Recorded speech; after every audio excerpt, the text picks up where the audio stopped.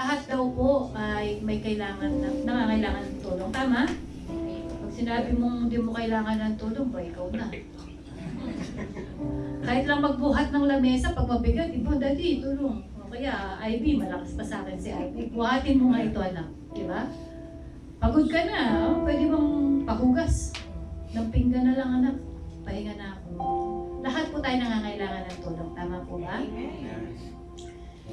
At tayong lahat, minsan di natin nare-realize, meron tayong isang tulong na nakakalimutan nating humingi ng saklolo.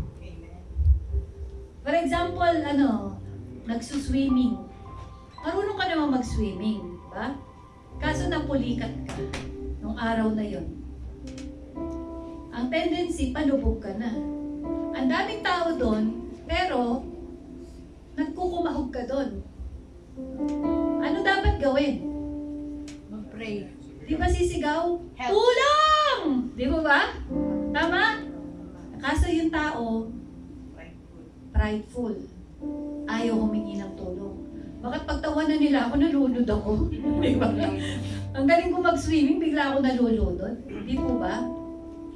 Hanggang yung ayaw mong humingi ng tulong, di mo alam, yun na, nalunod ka na.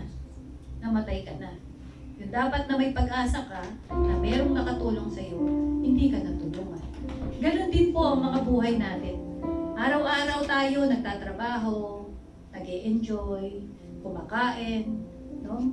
Lahat po ng mga activities ginagawa natin yan. So kala natin normal lang.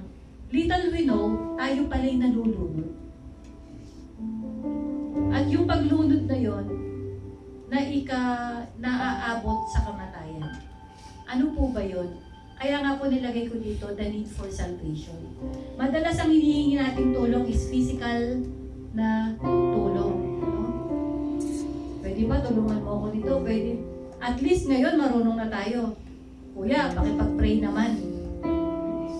Pero nung wala pa tayo sa Panginoon, wala po no? Our own effort lang. O para maligtas ako, para makarating ako sa langit, kailangan kong magnobena. Kailangan kong ganito. Ang dami mong dapat gawin. Pero alam niyo po, kasi bakit ko nasabi na tayo ay araw-araw na parang manululod na? Kaya ko po nilagay the need for salvation. Unang-una, sabi po sa Romans 3:23, for all have sinned and fall short of the glory of God. Lahat daw po ay nagkasala at hindi umabot sa pamantayan ng Diyos. Agree po kayo lahat? Amen. Sino pong walang kasalanan dito? I-share ko po ng mabilis kasi may mga bago tayo para maintindihan nila bakit tayo may service ng ganito. Okay? Lahat po tayo niniwala. Sige, walang kasalanan. Hindi ka nagsinungaling kahit minsan. Hindi ka sumagot-sagot sa nanay mo. Yeah. Di po ba? So lahat po ng tao, walang exempted, nagkasala lahat. Ano? At dahil doon, yun daw pong kabayaran ng kasalanan ay kamatayan. Okay? Ano yung kamatayan na yon? Kamatayan po na pagkahiwalay sa Diyos. At pagka nagtuloy-tuloy ka dun sa pagkakasala na yon, yung pagkahiwalay na temporary na yon ay magiging permanente at yun po ay mapupunta ka sa impyerno. Lahat tayo naniniwala sa langit. Kung naniniwala ka sa langit, totoo din may impyerno. Okay? So, ang sabi po dito, pero ang regalo daw po ng Diyos ay buhay na walang hanggan sa pamamagitan ng ating Panginoong Jesucristo. Okay? At sinabi pa po dito, yung kalalagayan mo. Hindi man ako nagkakasala. Kala mo lang yun.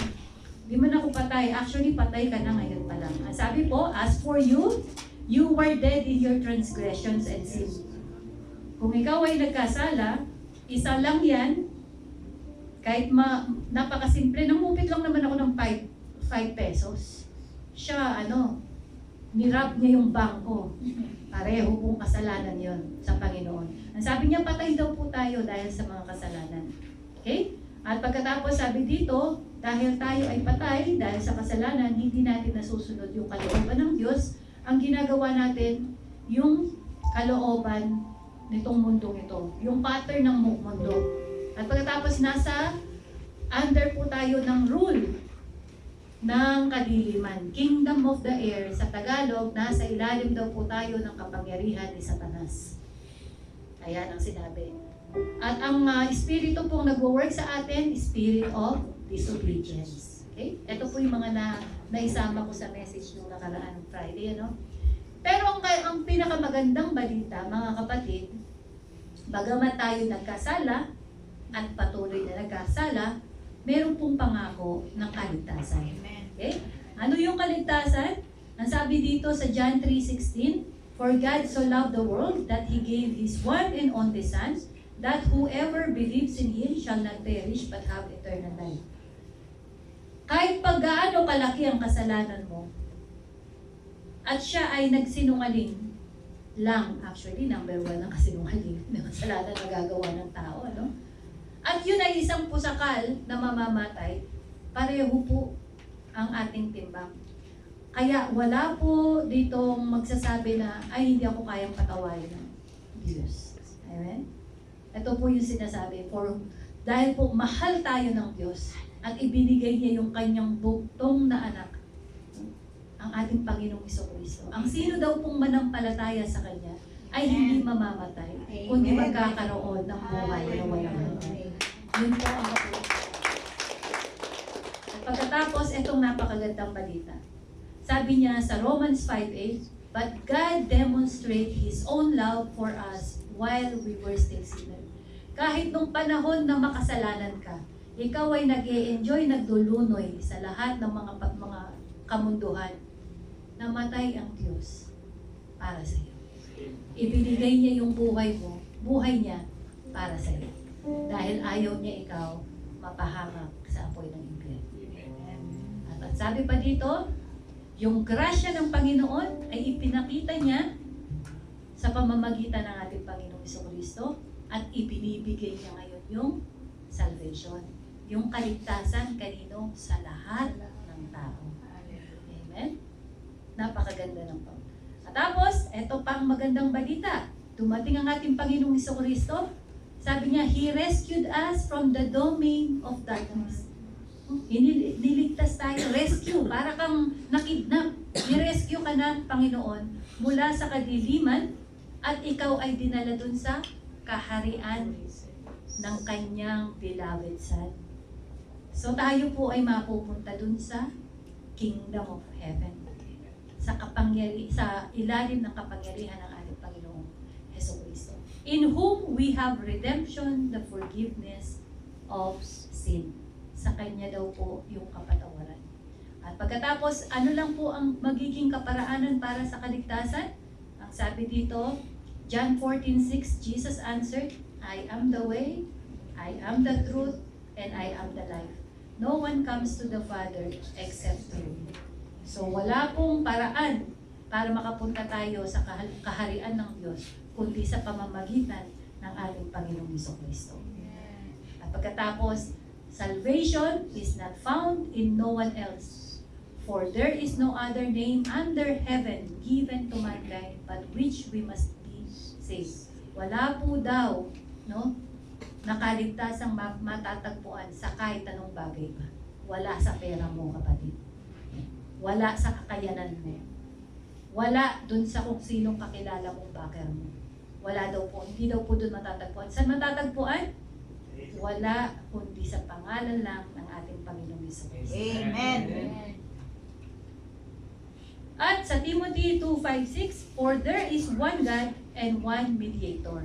No? Isa lang daw po ang ating mediator. Sinong nagkasundo sa atin? Sa Diyos natin, Ama na nasa langit, at tayo, ang ating Panginoong Jesucristo. Hindi po tayo dadaan sa mga disipulo na tinatawag nating mga santo. Okay? Di po tayo sa kanila mananalangin. Didiretso po tayo sa ating Panginoong Jesucristo kasi wala daw po, sabi ng Bible, walang ibinigay na tagapamagitan kundi ang Diyos, sa Diyos at ang tao, kundi ang ating Panginoong Jesucristo. Okay? Kaya naman, ano ngayon ang key para tayo magkaroon ng kaligtasan? Sino pong gusto ng key upang tayo tumanggap ng kaligtasan? Amen. Okay? So, ito po yung key. Ephesians 2, verse 8 to 9. For it is by grace you have been saved. Sa pamamagitan daw po ng grasya, kaya tayo'y mas maliligtas. Through bunga ng pananampalataya. Through faith. Walang bayad ito. Hindi mo pagpapaguran. Okay? Ang sabi niya, and this is not from yourselves. This is a gift of God. Hindi po natin to babayaran, hindi natin to pagpapaguran, hindi natin ito i-work out, ano? Kasi ito daw po ay regalo. Not by works, so that no one can boast. Para walang magmalaki. O kaya ako naligtas kasi mabait akong tao. Kaya ako naligtas kasi minister ako. Nagpapaawit ako. Kaya ako naligtas kasi mayaman ako. No. Ang sabi, sa pamamagitan lang po daw ng grasya ng Panginoon at ng ating pananampalataya. Hindi ba napakaganda nun? Na imbes na tayo ang magbayad dun sa kasalanan na ating ginawa, tayo mapunta sa impyerno, ito po ay inakuna ng ating Panginoon. Kinuha niya na lahat upang ikaw ay hindi na mahirapan. Sa pamamagitan na lang ng pananampalataya mo, kung ibibigay mo yung pananampalataya mo sa Panginoong Jesucristo, sa ginawa niya doon sa cross of Calvary, ikaw daw po ay magkakaroon ng kaligtasan. Amen? So Romans 10:9, if you declare with your mouth, Jesus is Lord, and believe in your heart that God raised Him from the dead, you will be saved. So meron po ditong i-declare daw po ng bibig natin. At sasabihin natin, ang Panginoong Jesus, si Jesus ay Panginoon. Jesus is Lord. At believe, hindi lang po ito sa bibig. Ang sabi nga po, di ba, lahat daw po ng sinasabi natin ay nanggagaling sa puso natin. So kapag dineclare natin na Jesus is Lord, dapat talagang pinaniniwalaan mo sa puso mo na siya ay Panginoon. Okay? With all your heart. At pagkatapos daw po yan, i-declare natin siya ay Panginoon at siya ay namatay at siya ay muling nabuhay. Sabi niya, and you will be saved. Madali pala maligtas. Amen? Kaso because we are prideful, imbes po tanggapin natin yung kaligtasan, kaliwali, tsaka na. Sino makakapagsabi ng buhay ng tao? Malay mo, paglabas mo mamaya dyan, o baka hindi ka pa nakatayo, biglang bumagsak ka. May po nangyari. Kapatiran natin, pastor pa. Biglang bumagsak, na-comatose. Ngayon po patay. Bukas po paglalamayan namin bukas. Di po natin alam kasi kung kailan ang buhay. Kaya ito lang po napakasimple ng paraan upang tayo ay magkaroon ng buhay na walang hanggan. Mamatay man tayo, ang mahalaga, tinanggap natin ang ating Panginoong Jesucristo. At alam natin kung saan tayo pupunta. Tama po ba? Marami pong takot mamatay kasi hindi nila alam kung saan sila pupunta. Pero tayo, alam natin kung saan tayo pupunta. Pag tinanggap natin ang ating Panginoon. Amen? Okay? John 3:36, whoever believes in the Son has eternal life. But whoever rejects the Son will not see life. God's wrath remains in them. So kung daw po tinanggap natin ang ating Panginoong Jesucristo, tayo daw po ay magkakaroon ng buhay na walang hanggan. At kung sino man ang hindi tumanggap sa Panginoong Jesucristo, dahil hindi sila naniniwalang siya ay Diyos, ang sabi doon, hindi nila makikita ang buhay. Anong buhay ito? Itong buhay na walang hanggan. At ang galit ng Diyos mananatili sa kanila. Dahil galit ang Diyos sa kanila, saan sila mapupunta? Sa apoy ng impyerno. At ayaw po namin, mga kapatid, ang iglesyang ito, ang Jesus the Great I Am, ayaw po namin, mga kapatid, na mapunta kayo doon. Gusto namin makasama namin kayo sa kaharian ng Diyos. Kaya po, kapag may bago, pag-uulit-ulit na, manawa na kayong marinig, kasi ito po ang gospel. Ito po ang pinaka-importanting katuruan sa buong libro ng Biblia, ang pagkamatay at muling pagkabuhay ng ating Panginoong Jesucristo, para maintindihan mo, ganun kanya kamahal at ayaw niya ikaw mapunta sa apoy ng impyerno. Amen? So, napakabuti ng Diyos. Hanggang dyan na lamang po. Actually, meron pa yan. Yan lamang po. Dahil gusto ko pong i-introduce sa inyo si Jesus Christ. Ang Diyos na buhay, mula pa sa creation, nandoon na siya. Hanggang sa panahon ngayon, no? Bakit siya ipinanganak? Alam niya, ipinanganak siya para mamatay. Para kanino? Ganyan po tayo kamahal ng Diyos. Kaya sa araw na ito, kung sinong gustong tanggapin ang ating Panginoong Jesucristo bilang kanilang Diyos at maging tagapagligtas, maging Panginoon ng kanilang buhay, iniimbitahan ko po kayong tumayo at tayo po'y manalangin upang tanggapin natin, no, ang ating Panginoong Jesucristo at magkaroon tayo ng buhay na walang hanggan. Panginoon, sa oras na ito, lumalapit ako at nagpapakumbaba. Umaamin na ako'y makasalanan. At dahil ako'y makasalanan, dapat lang na ako'y maparusahan. Ngunit, salamat sa magandang balita na narinig ko sa araw na ito, na ibinigay mo ang iyong bugtong na anak, ang Panginoong Jesucristo, upang mamatay, bayaran ang lahat ng aking pagkakasala.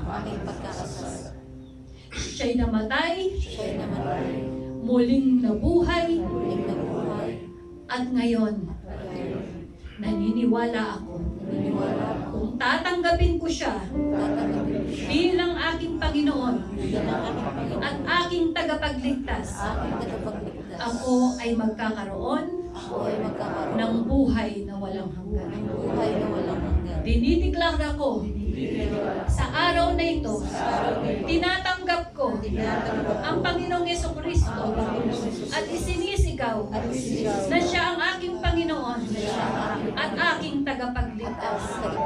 Naniniwala ako, katulad ng pangako mo, na ang pangalan ko ay nakasulat na ngayon din sa libro ng buhay, sapagkat sa pamamagitan ng grasya mo at ng aking pananampalataya, ako ay ligtas na. Hallelujah. Lord, salamat po, Panginoon. Salamat sa buhay na ipinagkaloob mo sa araw na ito, sa bawat kapatiran namin na bago at mga nag-recommit, O Lord God.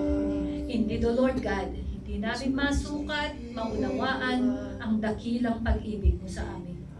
Isa lang ang katotohanan, bagamat kami makasalanan at paminsan-minsan kami bumabagsak, hindi ka nagbabago. Patuloy mo kaming inaabot. Patuloy mo kaming minamahal. Patuloy mo kaming ginagabayan. At patuloy mo kaming pagpapalain. Maraming salamat po, Panginoon. Lord, salamat, Lord. Hallelujah. Hallelujah. Sa iyo po, Panginoon, namin muli itinataas ang lahat ng mga kapatid na ito na tumanggap, O God. Pagpalain mo po sila. Mangusap ka sa bawat buhay nila. Sa bawat oras, Panginoon, ipaalala mo sa kanila ang ginawa mo doon sa krus ng Kalbaryo upang, Panginoon, hindi nila malimutan at hindi sila makinig sa salita ng kaaway na si Satanas, na sila'y makasalanan at sila'y marapat na tumanggap ng kaparusahan, sapagkat ang katotohanan, wala nang kapangyarihan sa amin ang impyerno, wala nang kapangyarihan sa amin ang kasalanan, sapagkat kami, Panginoon, ay tinanggal mo mula sa kasalanan papuntang kaluwanagan. Yan ang katotohanan na itinignan namin, at sa bawat araw, Panginoon, kami pinagpala mo, kami kasama na sa kawilan mo, sa lahat, Panginoon, ng aming mga paghihirap, merong mang trials and difficulties, meron na kaming Diyos, meron kaming katulong, at lagi naming isisig ikaw. You, O God, our Jehovah Ezer, our helper in times of need. Lord, salamat sa araw na ito. Sa iyo ko po'y pinagkakaloob ang bawat kaluluwang tumanggap ngayon. Milyong-milyong anghel ang siyang nagdiriwang sa kalangitan. Hallelujah. Hallelujah. Salamat sa libro ng buhay na binuksan mo at ibinagdak mo ang pangalan ng aming mga kapatid sa araw na ito, Lord God. Muli sa iyong pasasalamat, papuri, O God. Tanggapin mo in Jesus' mighty name. Amen.